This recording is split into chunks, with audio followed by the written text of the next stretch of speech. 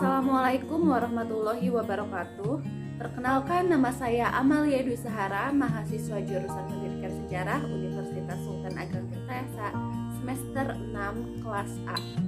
Pada kesempatan kali ini saya akan melakukan review perkuliahan pada hari Rabu 9 Maret 2022. Perkuliahan pada hari ini dipantik oleh kelompok 2 yang beranggotakan Dayatul Milah, Himas Mufliha, dan Muhammad Hasan dengan pembahasan materinya yaitu Islam di Afrika.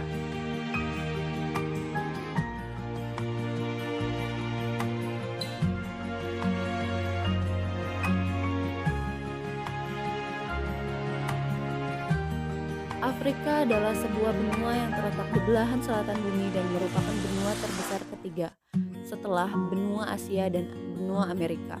Sebelum kedatangan Islam ke wilayah Afrika, di Afrika Utara sudah menjadi genggaman sebuah kerajaan imperium besar yaitu bangsa Romawi.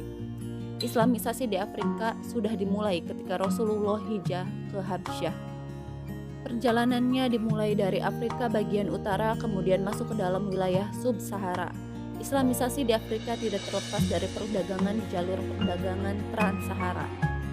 Hal ini dikarenakan salah satu dari jalur islamisasi di wilayah Afrika menggunakan jalur perdagangan, ekspansi militer, dan jalur dakwah. Pada masa itu penyebaran Islam di Afrika berawal dari ketika Nabi Muhammad berkontak untuk yang pertama kali antara Islam dengan Afrika. Ketika para sahabat hijrah ke Habsyah dan mendapat sambutan dari Raja Najasyi, kemudian dalam penyebaran dilanjutkan kembali oleh Khalifah Umar bin Khattab. Ia mengutus Amr bin Ash dan berhasil mengalahkan pasukan Bizantium pada tahun 639 sampai 644 Masehi dan mendirikan kota Futsat sebagai ibu kota pertama dari wilayah Afrika. Islam menyebar dengan cepat di wilayah Afrika. Hal itu tidak terlepas dari pengaruh jalur perdagangan Trans-Sahara dari sungai Senegal dan Nigeria memberikan kontribusi terhadap stabilitas keberadaan pasar untuk orang-orang Islam yang berdagang, dan Afrika Utara menjadi pintu gerbang Islamisasi di Afrika Sub-Sahara. Kehadiran agama Islam di Afrika sudah berlangsung sejak lama, kurang lebih pertengahan abad ke-7.